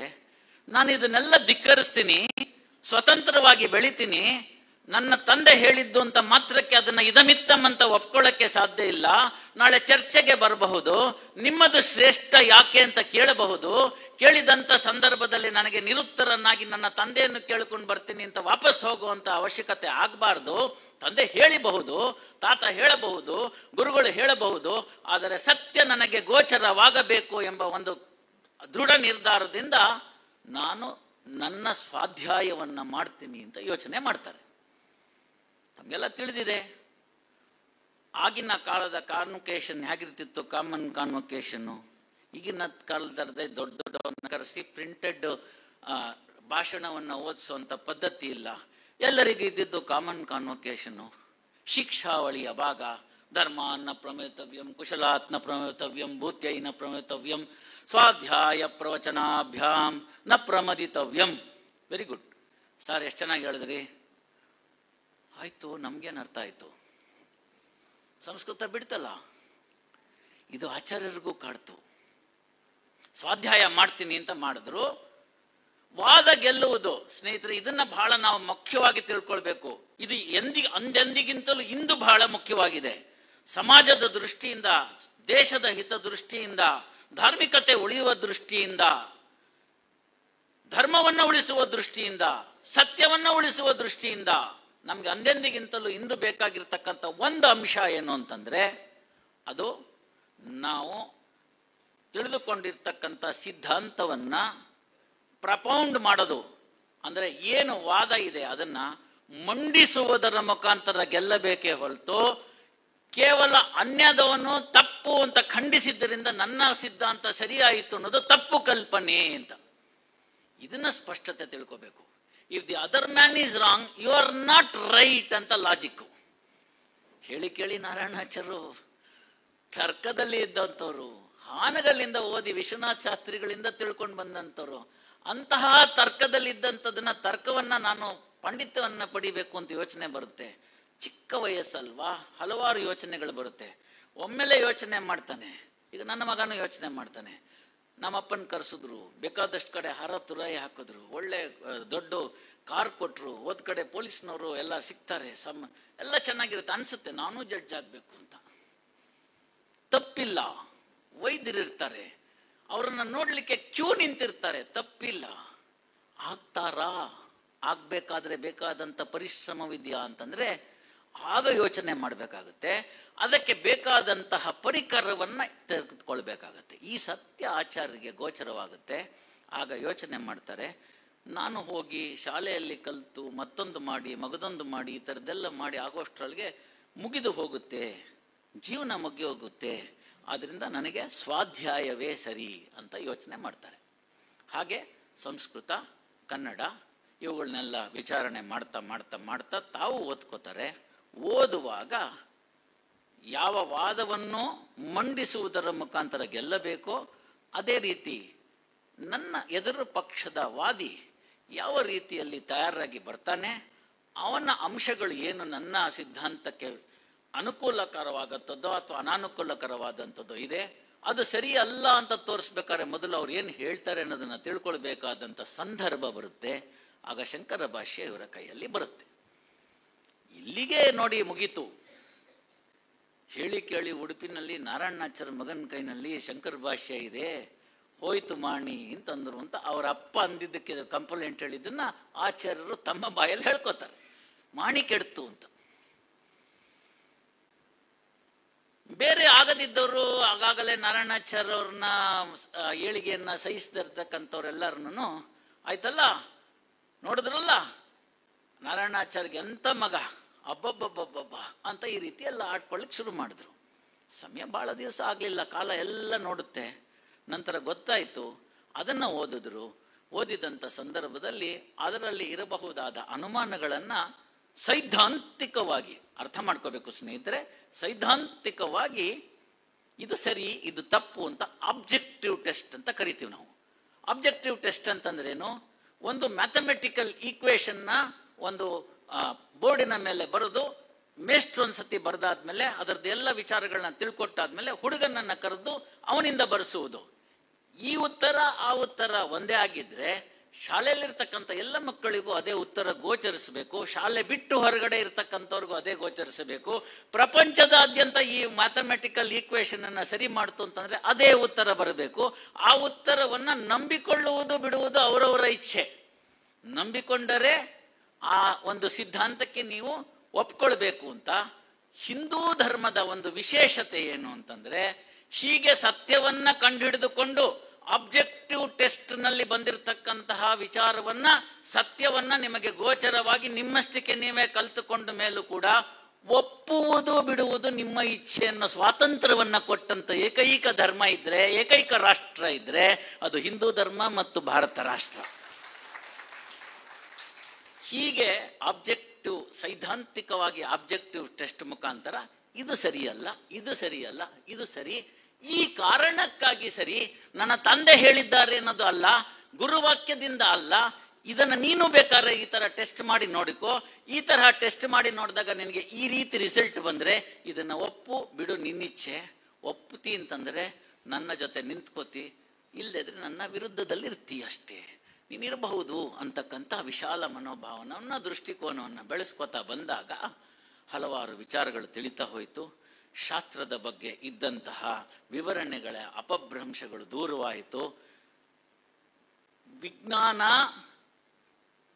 ಮನಃಶಾಸ್ತ್ರ ಮತ್ತು ನ್ಯೂಮರಾಲಜಿ, ಅಂಕಗಣಿತ, ಇವುಗಳನ್ನ ಒಂದು ಹೊರೆ ಅಂತ ಕರ್ಕೊಂಡ್ರೆ ನಾವು ಆ ಹೊರೆಗೆ ಹಚ್ಚಿ ಈ ಶಾಸ್ತ್ರಾರ್ಥವನ್ನ ಮಾಡುವಂತ ಮೊಟ್ಟ ಮೊದಲನ ಪ್ರಯತ್ನವನ್ನ ಆಚಾರ್ಯರು ಕೂರ್ತು ಮಾಡ್ತಾರೆ. ಅವ್ರು ಹೇಳಿದಂಥ ಮಾತು ತಾವು ಎಲ್ಲ ಅದನ್ನ ಪರೀಕ್ಷೆಗೆ ಒಳಪಡಿಸಬಹುದು. ನ್ಯೂಮರಾಲಜಿ ಮತ್ತು ಸೈಕಾಲಜಿ ಬಿಟ್ರೆ ಶಾಸ್ತ್ರಕ್ಕೆ ವಿಕ್ಷಿಪ್ತ ಅರ್ಥ ಬರುತ್ತೆ ಅಂತಕ್ಕಂಥ ಒಂದು ಭಾವನೆಯನ್ನ ಅವ್ರು ವ್ಯಕ್ತಪಡಿಸ್ತಾರೆ. ಮೊದಲಿಗೆ ಜೀರ್ಣಿಸ್ಕೊಳ್ಳೋದು ಕಷ್ಟ ಆಗುತ್ತೆ. ಮಲ್ಲೇಪುರಂ ಅವರು ಹೇಳಿದ್ರು, ಒಂದು ದಿವಸಕ್ಕೆ ನಿಮಗೆ ಆಚಾರ್ಯರು ಒಳಗಿಳಿಯೋದಿಲ್ಲ, ಪದೇ ಪದೇ ಪ್ರಯತ್ನ ಮಾಡಿದ್ರೆ ಕಷ್ಟ ಆಗೋದಿಲ್ಲ ಅಂತ. ಹಾಗಾಗಿ ಆ ಸಂಸ್ಕೃತದಲ್ಲಿ ಬರಬಹುದಾಗಿರ್ತಕ್ಕಂಥ ಪದಚ್ಛೇದಗಳಿರಬಹುದು, ಪದವನ್ನ ಒಡೆದು ಅದಕ್ಕೆ ಅರ್ಥವನ್ನ ಕಲ್ಪಿಸ್ತಕ್ಕಂಥದ್ದಿರಬಹುದು. 800 ವರ್ಷಗಳ ಹಿಂದೆ ಮಧ್ವಾಚಾರ್ಯರು ಕೊಟ್ಟಂತಹ ಏನು ವಿವರಣೆಗಳಿತ್ತು, ಅದು ಕಾಲಘಟ್ಟದಲ್ಲಿ ಯಾವುದೇ ಲಿಖಿತವಾಗಿರ್ತಕ್ಕಂಥ ಗ್ರಂಥಗಳು ದೊರಕದೆ ಕೇವಲ ಬಾಯಿಂದ ಬಾಯಿಗೆ ಬಂದಂಥದ್ರಲ್ಲಿ ಆಗಿರಬಹುದಾಗಿರ್ತಕ್ಕಂಥ ಕೆಲವು ಅಪಭ್ರಂಶಗಳೇನಿದ್ವು, ಇವುಗಳನ್ನ ನಿವಾರಣೆ ಮಾಡಬೇಕು ಅನ್ನೋ ಪಣವನ್ನು ತೊಟ್ಟು ಹಲವಾರು ವಿಚಾರಗಳನ್ನ ಮಾಡ್ತಾರೆ. ಇಷ್ಟಾದರೂ ಕೂಡ ಆಚಾರ್ಯರು ತಮ್ಮಷ್ಟಕ್ಕೆ ತಾವು ಒಳಮುಖಿಯಾಗಿರ್ತಾರೆ ಅಂತ ಅವರೇ ಹೇಳ್ಕೊತಾರೆ. ಐ ಆಮ್ ಅನ್ ಇಂಟ್ರಾವರ್ಟ್ ಅಂತ ಹೇಳ್ಕೊತಾ ಇರ್ತಾರೆ. ಆಚಾರ್ಯರ ಅಣ್ಣ ಸಮಾಜಕ್ಕೆ ತೆರ್ಕೊಂಡಿರ್ತಾರೆ, ಹಲವು ಸಾಹಿತ್ಯಿಕ ವಿಚಾರಗಳನ್ನ ತಿಳ್ಕೊಂಡಿರ್ತಾರೆ, ಪತ್ರಿಕೆಗಳಿಗೆ ಇತ್ಯಾದಿಗಳಿಗೆ ಬರೆಯೋದಿರ್ತಾರೆ. ಅವರು ಹುರಿದುಂಬಿಸ್ತಾರೆ ಆಚಾರ್ಯರನ್ನ, ಇಲ್ಲ ನೀವು ಉಪನ್ಯಾಸಕ್ಕೆ ಹೋಗ್ಬೇಕು ಅಂತ. ಆ ಉಪನ್ಯಾಸ ಹೋಗ್ಬೇಕು, ನಿನ್ನಷ್ಟಕ್ಕೆ ನೀನು ಇಟ್ಕೊಂಡ್ರೆ ಸಾಲದು, ಸ್ವಾಧ್ಯಾಯ ಆಯಿತು, ಅಲ್ಲಿರ್ತಕ್ಕಂಥದ್ದು ಏನು ಮ್ಯಾಂಡೇಟ್ ಇದೆ ಶಿಕ್ಷಾವಳಿನಲ್ಲಿ, ಸ್ವಾಧ್ಯಾಯ ಆದರೆ ಅಷ್ಟೇ ಸಾಲುದಿಲ್ಲ, ಸ್ವಾಧ್ಯಾಯ ಪ್ರವಚನಾಭ್ಯಾಂ ನ ಪ್ರಮದಿತವ್ಯಂ ಅಂತ ಇದೆ ಅಂತ ಹೇಳ್ತಾರೆ. ಅದನ್ನ ಎಚ್ಚರಿಸ್ತಾರೆ. ತಿಳಿದಿದಂತಹ ಸತ್ಯ, ಗೋಚರಿಸಿದಂತಹ ಸತ್ಯ ಮಿಥ್ಯೆಯನ್ನು ಹೊಡೆದಾಕಿದಾಗ ಗ್ರಹಣ ಹಿಡಿದಂತ ಸೂರ್ಯ ಹಾಗೆ ನಂತರ ಗ್ರಹಣ ಬಿಟ್ಟ ನಂತರ ಪ್ರಖರವಾಗಿ ಕಾಣಿಸ್ತಾನೋ ಆ ರೀತಿ ಸತ್ಯ ಪ್ರಖರವಾಗಿ ಕಾಣಿಸಬೇಕು ಅನ್ನೋ ದೃಷ್ಟಿಯನ್ನ ಇಟ್ಟುಕೊಂಡು ನಿನಗೆ ತಿಳಿದಿದ್ದನ್ನು ಹೇಳು ಹೊರಗಡೆ ಅಂತ ಹೇಳ್ತಾರೆ. To stand alone from the crowd it requires lot of courage ಅಂತ ಇಂಗ್ಲಿಷ್ ಸೇಯಿಂಗು.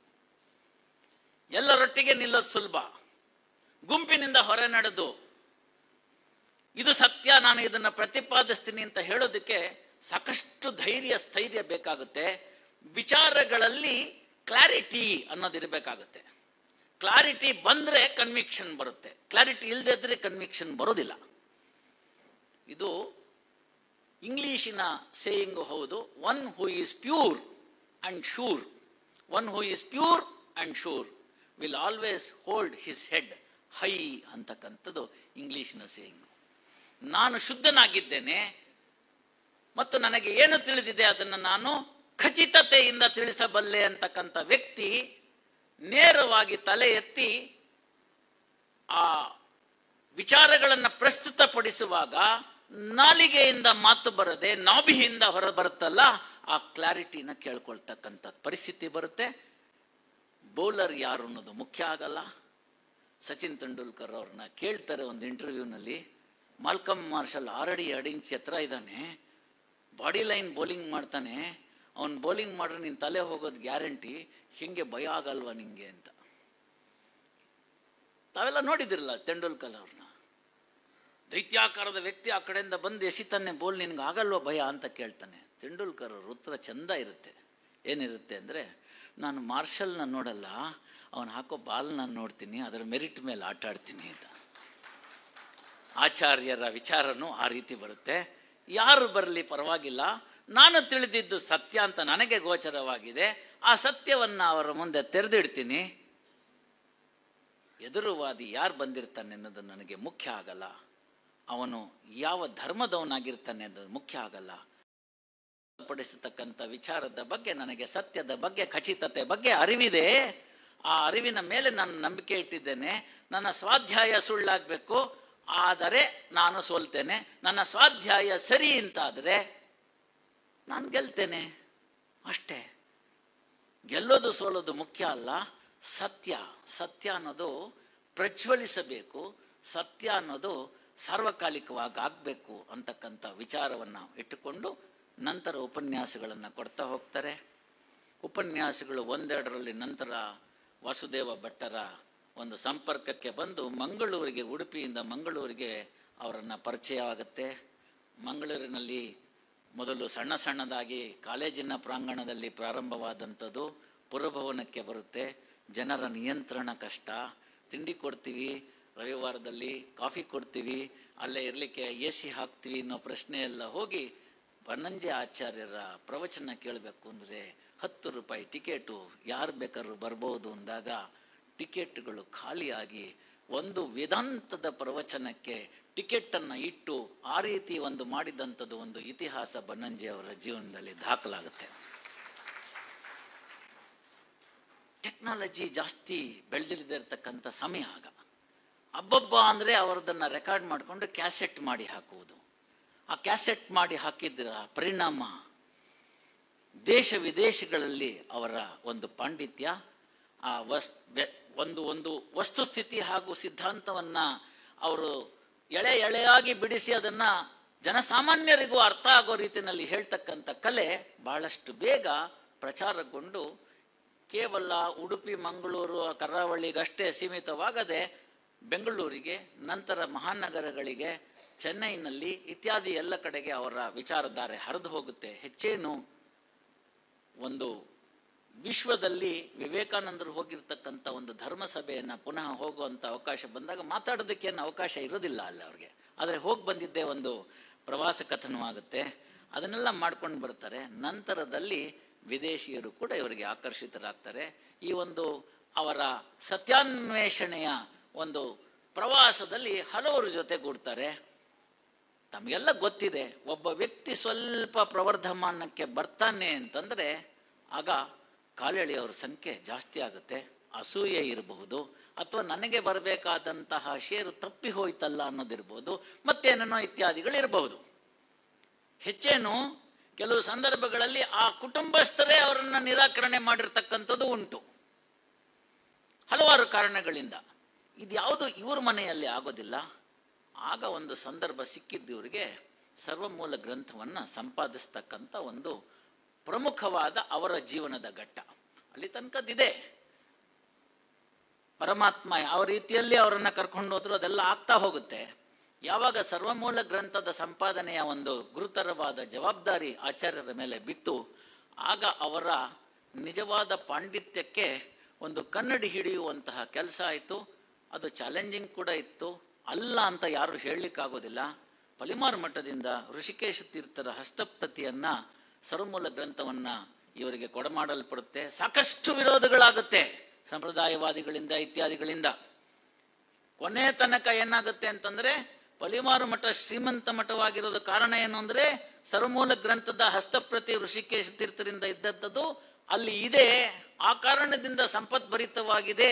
ಅದನ್ನ ನೀವು ಬನ್ನಂಜೆ ಅವ್ರ ಮನೆಗೆ ಕೊಟ್ಟು ಕಳಿಸ್ಬಿಟ್ಟಿದ್ದೀರಿ. ಈಗ ಸಂಪಾದನೆ ದೃಷ್ಟಿಯಿಂದ ಮಠ ಬಡವಾಗೋಗುತ್ತೆ ಅಂತ ಹೇಳಿ ಗುರುಗಳಿಗೆ ಹೇಳ್ತಾರೆ. ಆಗ ಹೇಳ್ತಾರವರು, ಬನ್ನಂಜೆ ಅವರ ಮನೆ ಶ್ರೀಮಂತವಾದರೆ ಮಠ ಶ್ರೀಮಂತವಾದಂತೆ ಅಂತ. ಈ ರೀತಿ ಗುರುಗಳಿಂದ ಒಂದು ಅಪ್ಪಣೆಯನ್ನು ಪಡೆದುಕೊಂಡ ನಂತರ ಕಷ್ಟ ಸಾಧ್ಯವಾದ ಕೆಲಸ ಹಸ್ತಪ್ರತಿಯನ್ನು ಓದ್ತಕ್ಕಂಥದ್ದು. ಆ ಹಸ್ತಪ್ರತಿಯ ರೀತಿ ಯಾವ ರೀತಿ ಇತ್ತು, ಕೆಮಿಕಲ್ ಟ್ರೀಟ್ಮೆಂಟ್ ಆಗಿದ್ದಂತಹ ಆ ಗರಿ ಅಲ್ಲ ಅದು. ಅದನ್ನು ಉಪಾಯವಾಗಿ ತೆಗೆದುಕೊಂಡು ಮೂಲವನ್ನು ನೋಡಿ 4-6 ಜನ ಆಚಾರ್ಯರನ್ನ ಕೂಡಿಸಿಕೊಂಡು ಅದರದೆಲ್ಲ ವಿಚಾರಗಳನ್ನು ಹೇಳಿ ಪ್ರತಿಯೊಂದು ವಾಕ್ಯವನ್ನು ಚರ್ಚೆ ಮಾಡಿ ಆ ನಂತರ ಅದನ್ನು ಪ್ರಕಟಪಡಿಸ್ತಕ್ಕಂಥ ಕೆಲಸ ಆಗಬೇಕಾಗಿರುತ್ತೆ. ಆ ಸಂದರ್ಭದಲ್ಲಿ ಒಂದು ಕರಾರಾಗಿರುತ್ತೆ. ಅದೆಲ್ಲ ತಮಗೆ ತಿಳಿದಂಥ ವಿಚಾರ. ಕೆಲವರೆಲ್ಲ ಅವ್ರನ್ನ ಹತ್ತಿರದಿಂದ ಬಲ್ದವರು ಅವ್ರ ಮುಖತಃ ಇದನ್ನು ಕೇಳಿದಿರಿ.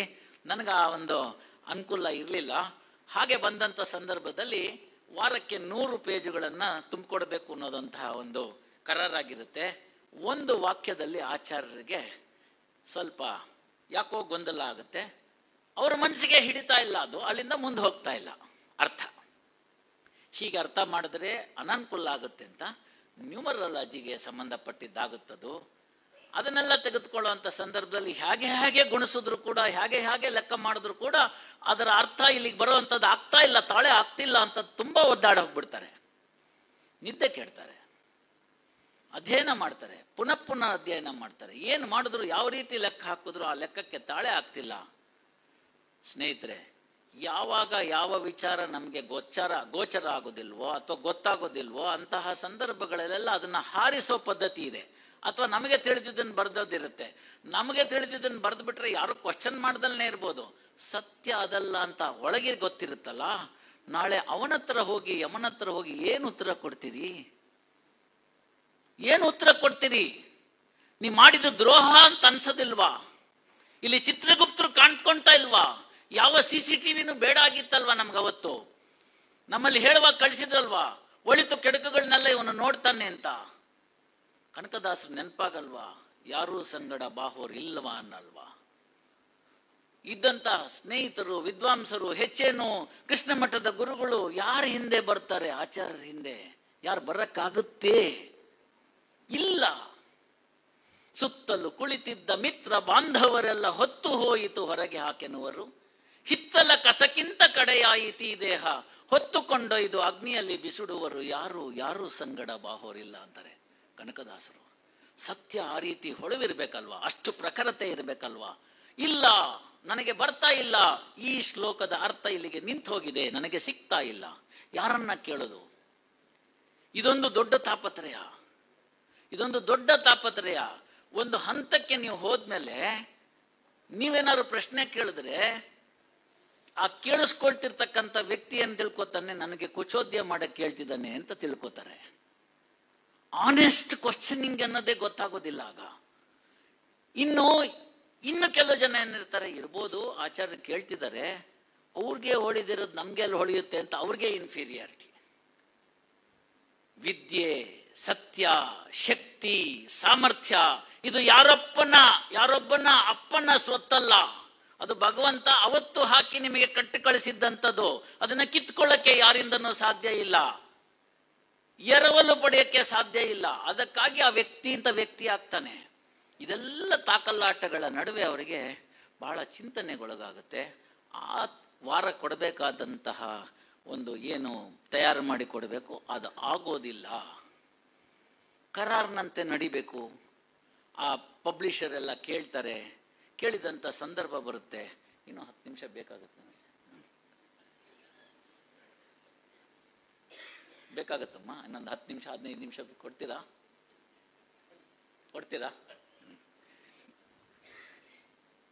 ಆಗ ಕೊಡ್ತಕ್ಕಂಥ ಸಂದರ್ಭ ಬಂದಾಗ, ಕರಾರನ್ನ ಮುರಿಬೇಕು ಅಂತ ಪರಿಸ್ಥಿತಿ ಬಂದಾಗ ಅದನ್ನ ಮಾಡ್ತಂಥವ್ರು ಗುರುಗಳಿಗೆ ಕೇಳ್ತಾರೆ. ಗುರುಗಳು ಸ್ವಲ್ಪ ಯಾಕೋ ಇದಾಗಿ ಅಂತ ಕರೆದು ಕೇಳ್ತಾರೆ, ಯಾಕೆ ಹೀಗಾಗಿತ್ತು ಅಂತ. ಅಲ್ಲಿ ಒಂದು ಅಷ್ಟು ಸಂತೋಷಕರವಾದ ಸಂದರ್ಭ ಉಂಟಾಗೋದಿಲ್ಲ, ಅದರ ಬಗ್ಗೆ ವಿವರಣೆಗೆ ಹೋಗೋದಿಲ್ಲ. ಆಮೇಲೆ ಮುಂದೆ ಮಾಡಿಕೊಡ್ತಾರೆ, ಅದೆಲ್ಲ ಆಗುತ್ತೆ. ಹೀಗೆ ಸರ್ವಮೂಲ ಗ್ರಂಥವನ್ನ ಅವರು ಸಂಪಾದಿಸಿದಾಗ ಸತ್ಶಾಸ್ತ್ರ ಅಂತ ನಾವೇನು ಕರಿಬೇಕು ಅಂತ ಇದೆ. ಶಾಸ್ತ್ರಗಳು ಹೌದು, ಅದು ಸತ್ಶಾಸ್ತ್ರ ಅಂತ ಏನಾಗಬೇಕಾಗತ್ತೆ, ಆ ಸತ್ಶಾಸ್ತ್ರದ ಪೂರಣವನ್ನ ಆ ಒಂದು ಎಡಿಟಿಂಗ್ ಅಂತ ಮಾಡುವಂಥ ಸಂದರ್ಭದಲ್ಲಿ ಅವ್ರು ಮಾಡ್ತಕ್ಕಂಥ ವಿವರಣೆಗಳೇನಿದೆ ಅದು ಇವತ್ತಿಗೂ ಕೂಡ ಕಿರೀಟಪ್ರಾಯವಾಗಿ ಉಳ್ಕೊಳ್ಳುತ್ತೆ. ಯಾವುದು ಸಂಸ್ಕೃತದಲ್ಲ ಅಷ್ಟೇ ಉಳಿದು ಹೋಗಿತ್ತು ಅದನ್ನು ಜನಸಾಮಾನ್ಯರಿಗೆ ತಮ್ಮ ಒಂದು ಸಂಪಾದನೆಯ ಮುಖಾಂತರ ತಂದುಕೊಟ್ಟಂಥ ಕೀರ್ತಿ ಆಚಾರ್ಯರಿಗೆ ಸಲ್ಲುತ್ತೆ. ಆ ಕಾರಣದಿಂದ ಸರ್ವಮೂಲದಿಂದ ಆದ ನಂತರದಲ್ಲಿ ಅವರ ಒಂದು ಜೀವನದ ರೀತಿ, ಓಟ, ಓಘ ಇವೆಲ್ಲವೂ ಕೂಡ ಒಂದು ಬೇರೆ ದಿಕ್ಕಿನತ್ತ ಸಾಗ್ತಾ ಹೋಗುತ್ತೆ. ಬೇರೆ ಎಲ್ಲನೂ ಅಷ್ಟರಲ್ಲಿ ಮಾಡಿದ್ರು, ಇದು ಅದಕ್ಕೆ ಕಿರೀಟಪ್ರಾಯವಾಗಿ ಆಯಿತು. ಹಾಗೆ ಬಂದಂಥ ಸಂದರ್ಭದಲ್ಲಿ ಸರ್ವಮೂಲ ಸಂಪಾದನೆ ಆದ ಮೇಲೆ there was no looking back ಅಂತ. ಈ ಮಧ್ಯದಲ್ಲಿ ಬೇರೆ ಬೇರೆ ಸಾಹಿತ್ಯಿಕ ಕೆಲವು ವಿಚಾರಗಳನ್ನ ಮಾಡಿದ್ದು, ಉದಯವಾಣಿಲಿದ್ದು ಇವೆಲ್ಲ ಆಗಿತ್ತು. ಅದೆಲ್ಲ ಕೆಲವು ವಿಚಾರಗಳು. ಇದೇ ಸರ್ವಮೂಲ ಗ್ರಂಥ ಅವರ ಮನೆಯಿಂದ ಕಳುವಾಗಿದ್ದು ಇನ್ನೊಂದು ಪ್ರಸಂಗ. ಅದನ್ನು ಹೇಳ್ದಲ್ಲೇ ಸರ್ವಮೂಲ ಗ್ರಂಥದ ಪ್ರಸಂಗವನ್ನು ಮುಗಿಸೋಕ್ಕಾಗಲ್ಲ, ಕಳವಾಗ್ಬಿಡುತ್ತೆ. ಕಾರಣಾಂತರಗಳಿಂದ ಏನೇನೋ ಆಪಾದನೆಗಳು ಬರುತ್ತೆ.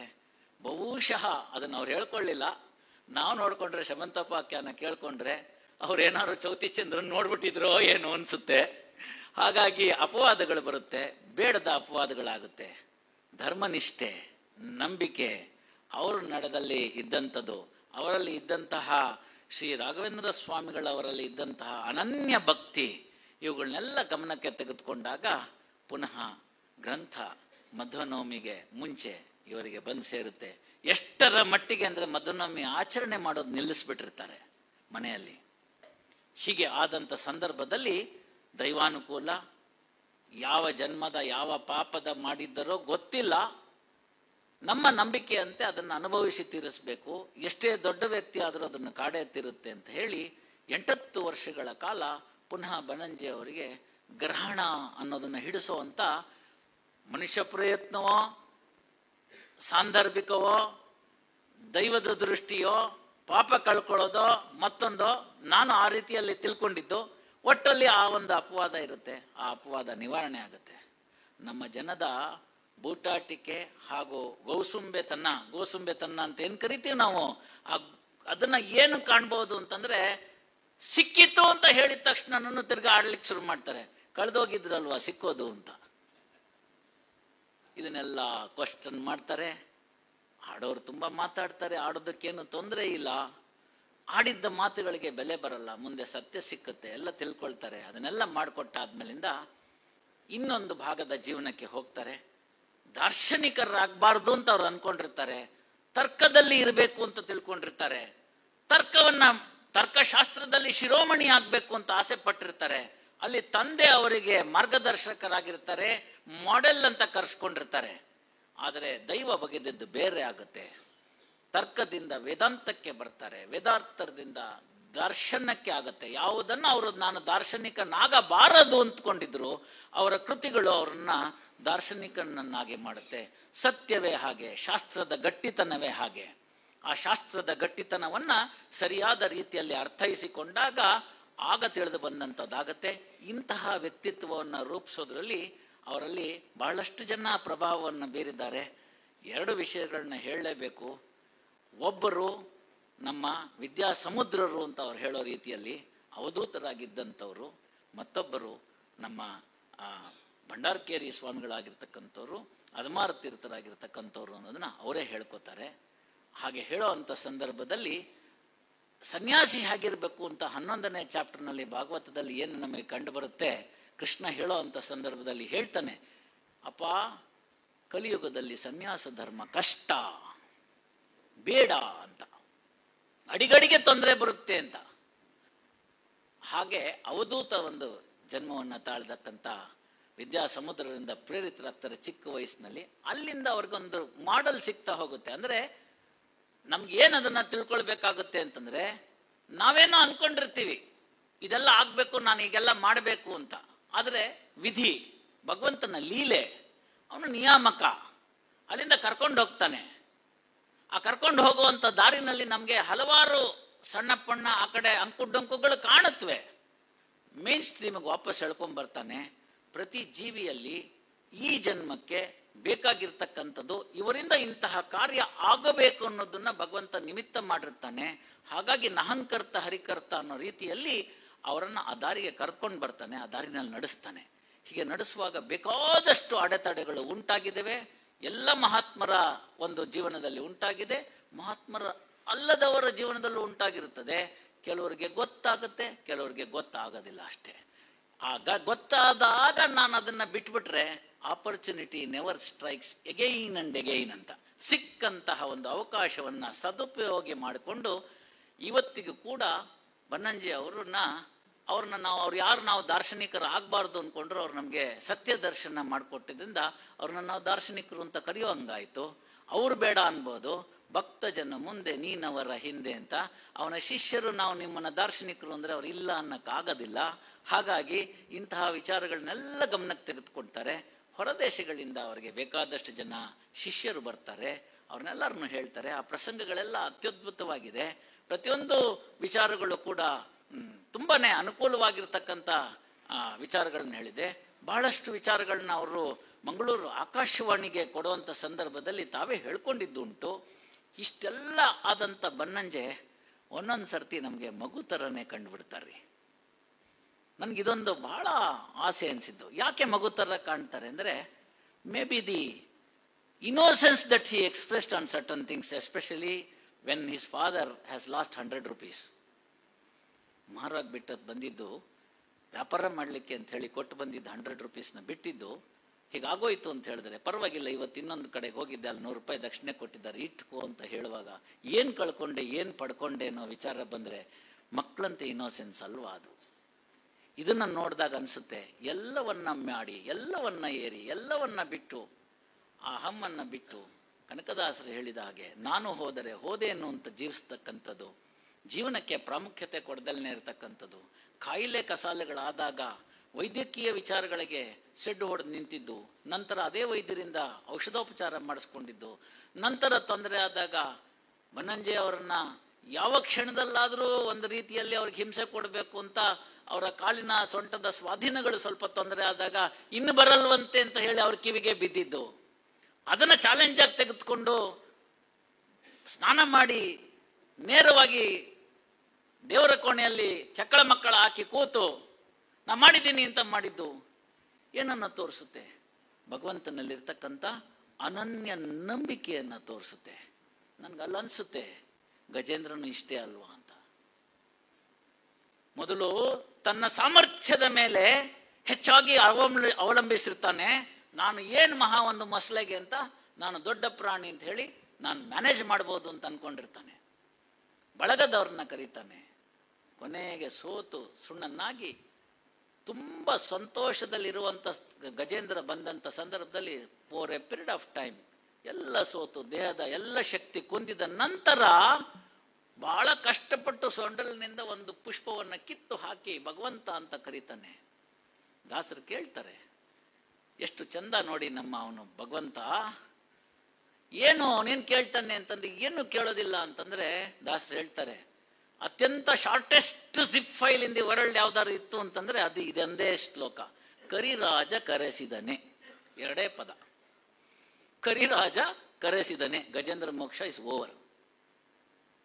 ದ್ರೌಪದಿ ದೇವಿ ಬರೆದೋಲೆ ಕಳುಹಿದಳೆ, ನಾನೇನ ಮಾಡಿದೆನೋ ರಂಗಯ್ಯ ರಂಗ ನೀಯನ್ನ ಕಾಯಬೇಕು ಅಂತ. ಈ ಒಂದು ಅದಮ್ಯವಾಗಿರ್ತಕ್ಕಂತಹ ನಂಬಿಕೆಯನ್ನ ಆಚಾರ್ಯರು ಇಟ್ಟಿದ್ರಿಂದ ಆಯ್ತು, ನನ್ನ ಬಗ್ಗೆ ಎಲ್ಲ ಇಂಥದ್ದೆಲ್ಲ ಹೇಳಿದಾರಲ್ವಾ, ನಾನು ಭಗವಂತನ್ನೇ ಕೇಳ್ತೀನಿ, ಯಾಕೆ ಆಗೋದಿಲ್ಲ ಅಂತಕ್ಕಂಥ ಒಂದು ಚಾಲೆಂಜಿಂಗ್ ಟೋನ್ನಲ್ಲಿ ಹೋಗಿ ಕೂತ್ಕೋತಾರೆ. ಎದ್ದೇಳುವಾಗ ಸುಲಲಿತವಾಗಿ ಎದ್ದೇಳ್ತಾರೆ. ಆಡಿಕೊಂಡವ್ರಿಗೆಲ್ಲರಿಗೂ ಇನ್ಕ್ಲೂಡಿಂಗ್ ವೈದ್ಯರು ಕಷ್ಟ ಇದಾಗೋದಿಲ್ಲ ಅಂತ ಹೇಳಿದವ್ರಿಗೆ ಇದೊಂದು ಮಿರಾಕಲ್ ಅನ್ಸುತ್ತೆ. ಪವಾಡದಲ್ಲಿ ಅವರ ನಂಬಿಕೆ ಇಟ್ಕೊಂಡವ್ರು ಅಲ್ಲ, ಆದರೆ ಅವರ ಜೀವನವೇ ಹಲವಾರು ಇಂತಹ ಪವಾಡಗಳಿಂದ ತುಂಬಿ ಹೋಗಿತ್ತಂತದ್ದು ಕಾಣ್ತಾರೆ. ಹೀಗೆ 10 ಹಲವು ವಿಚಾರಗಳನ್ನ ಬನ್ನಂಜೆ ನಮಗೆ ಮುಖ್ಯವಾಗ್ತಾರೆ. ಇಷ್ಟು ಹೇಳಿದ ಮೇಲೆ ಬನ್ನಂಜೆ ಯಾಕೆ ಮುಖ್ಯವಾಗ್ತಾರೆ ಅನ್ನೋದು ಒಂದು ನನಗನ್ಸಿದ್ದೇನು ಅಂತಂದ್ರೆ, ವೈಜ್ಞಾನಿಕವಾಗಿ ಅದನ್ನು ತುಲನೆ ಮಾಡ್ತಕ್ಕಂಥ ರೀತಿ, ಯಾವುದೇ ಪೂರ್ವಾಗ್ರಹ ದುರಾಗ್ರಹ ಪೀಡಿತವಾಗದೇ ಇರತಕ್ಕಂಥದ್ದು, ಅದು ಅವರ ಪದ. ದುರಾಗ್ರಹ ಅವರ ಪದ, ಪೂರ್ವಾಗ್ರಹ ನನ್ನ ಪದ. ದುರಾಗ್ರಹ ಅಥವಾ ಪೂರ್ವಾಗ್ರಹ ಇಟ್ಕೊಳ್ಳೋದಲ್ಲೇ ಅದನ್ನ ಹೇಗೆ ಬಂತು ಆ ತತ್ವವನ್ನು ಅಷ್ಟಕ್ಕೆ ತೆಗೆದುಕೊಂಡು, just like what Tendulkar shed, I play on the merit of that ball ಅಂತ ಹೇಳಿದ್ರು, ಹಾಗೆ ಅದನ್ನ ಚರ್ಚೆ ಮಾಡಿದ್ರು. ಸಂಪ್ರದಾಯವಾದಿಗಳಲ್ಲಿ ವಿರೋಧಿ ಬಂತು. ಉಡುಪು, ರೀತಿ ನೀತಿ ಇವುಗಳಿಂದ ಒಬ್ಬ ಮನುಷ್ಯನ ಜ್ಞಾನವನ್ನ ಮಾತ್ರ ಅಳೆಯಬೇಕಾ, ಅಥವಾ ಅವನಲ್ಲಿರ್ತಕ್ಕಂಥ ಅಂತಃಸತ್ವದ ಪರಿಶುದ್ಧ ಜ್ಞಾನವನ್ನ ತೆಗೆದುಕೊಳ್ಬೇಕಾ ಅನ್ನೋ ಪ್ರಚಾರಗಳು ಬಂದಾಗ, ಮಾಡರ್ನ್ ಕಾನ್ಸೆಪ್ಟ್ಸ್ನಲ್ಲಿ ಆ ವಿಚಾರಗಳನ್ನೆಲ್ಲ ತೆಗೆದುಕೊಂಡು ತುಲನೆಗೊಳಗಾದಾಗ 10 ಹಲವು ಜನರಿಗೆ ವಿಚಾರ ತಿಳ್ಕೊಳ್ಬೇಕು, ಆದರೆ ನಾನು ಪಂಚೆ ಉಟ್ಕೊಳ್ಳೋದಿಲ್ಲ, ವಿಚಾರ ತಿಳ್ಕೊಬೇಕು ಆದರೆ ನಾನು ಮಠಕ್ಕೆ ಹೋಗೋದಿಲ್ಲ, ವಿಚಾರ ತಿಳ್ಕೊಳ್ಬೇಕು ನಾನು ಈ ಥರನ್ನೇ ತಿಳ್ಕೊಳ್ಳೋದು, ನಾನು ನೆಲದ ಮೇಲೆ ಕೂತ್ಕೊಳ್ಳೋದಿಲ್ಲ, ಈ ರೀತಿ 10 ಹಲವು ಯಾರೋ ನಮ್ಮ ಈ ಶಾಸ್ತ್ರಜ್ಞಾನದಿಂದ ಧರ್ಮದ ಅತ್ಯುನ್ನತವಾಗಿರ್ತಕ್ಕಂಥ ವಿಚಾರಗಳಿಂದ ಬಹಳ ದೊಡ್ಡ ಒಂದು ಯುವಕರ ಗುಂಪು ಹೊರಗೆ ಹೊರಟೋಗಿತ್ತು. ಆ ಯುವಕರ ಗುಂಪುಗಳನ್ನು ವಾಪಸ್ ನಮ್ಮ ಧರ್ಮಕ್ಕೆ ಕರೆತರ್ತಕ್ಕಂಥ ಏಕೈಕ ಶ್ರಮಿತ ವ್ಯಕ್ತಿ ಅಂತಂದ್ರೆ ಬನ್ನಂಜೆ ಅವರಾಗ್ತಾರೆ. ಹಾಗಾಗಿ ಅವರನ್ನ ಹಲವು ಜನರು ಒಪ್ಕೋತಾರೆ. ಮಗನ ಹೆಂಗಾರು ಸರಿ ಬನ್ನಂಜೆ ಇದನ್ನ ಕೇಳ್ತಾ ಇದ್ದಾರಲ್ಲ ಅಂತ ಸಂತೋಷ ಪಡ್ತಾರೆ. ಒಂದು ದಿನ ರಾಯರ ಮಠಕ್ಕೆ ಬಾರೋ ಅಂದ್ರೆ ಬರಲಿಲ್ಲ, ಆರಾಧನೆಗೆ ಬಾರೋ ಅಂದ್ರೆ ಬರಲಿಲ್ಲ. ಇವತ್ತು ಬನ್ನಂಜೆ ಕ್ಯಾಸೆಟ್ ಕೇಳ್ತಾ ಇದ್ದಾನೆ ಅಂತ ಹೆಂಡತಿಗೆ ಗುಟ್ಟಲ್ಲಿ ಹೇಳ್ತಾರೆ, ನನ್ನ ಮಗ ಯಾಕೋ ವಾಪಸ್ ಬಂದಿದ್ದಾನೆ ಅಂತ. ಒಳಗೊಳಗೆ ಇದ್ರಲ್ಲೂ ನೋಡಿ ನಮ್ಮ ತಾಪತ್ರಯ, ಒಳಗೊಳಗೆ ಬನ್ನಂಜೆ ಅವ್ರನ್ನ ಹಿಗ್ಗಿಸಿ ನಕ್ಕಿ ಎಲ್ಲ ಮಾಡಿದಾಗ ವಿದ್ವಾಂಸರ ಕೂಟದಲ್ಲಾದ್ರೆ ಏನ್ ಬಿಡ್ರಿ ಅವ್ರನ್ನ ಹೇಳ್ತಾರೆ ಅನ್ನೋಂಥದ್ದು. ನಮ್ಮ ಈ ಎರಡು ಗೋಸೆಂಬೆತನ, ಡಬಲ್ ಸ್ಟ್ಯಾಂಡರ್ಡ್ಸು, ಮಲ್ಟಿಪಲ್ ಸ್ಟ್ಯಾಂಡರ್ಡ್ಸು ಇತ್ಯಾದಿಗಳನ್ನೆಲ್ಲ ಮೀರಿ ಯುವಜನರನ್ನು ಆಕರ್ಷಿಸ್ತಾರೆ. ಕೇವಲ ಯುವಜನರನ್ನಷ್ಟೇ ಅಲ್ಲ, ಈ ಭಾಗದ ಜನರನ್ನಷ್ಟೇ ಅಲ್ಲ, ವಿಶ್ವದಾದ್ಯಂತ ಜನರನ್ನು ಆಚರಿಸಿದ್ದಾರೆ. ಹಾಗಾಗಿ ಅಕ್ಕನಲ್ಲಿ ಮನವಿ, ಉಡುಪಿ ಬನ್ನಂಜೆ 90 ಉಡುಪಿ ನಮನ ಅಲ್ಲ, ಬನ್ನಂಜೆ 90 ವಿಶ್ವ ನಮನ ಅಂತ ಹೇಳೋದ್ರಲ್ಲಿ ಯಾವುದೇ ರೀತಿ ತಪ್ಪಾಗ್ಲಿಕ್ಕಿಲ್ಲ. ನಾನು ಆಗ್ಲೇ ಹೇಳಿದೆ 50 ನಿಮಿಷದಲ್ಲಿ ಹೇಳೋದು ಕಷ್ಟ ಅಂತ. ನನ್ನಲ್ಲಿ ಇನ್ನಷ್ಟು ಚಿತ್ರಣಗಳೆಲ್ಲ ಇದೆ.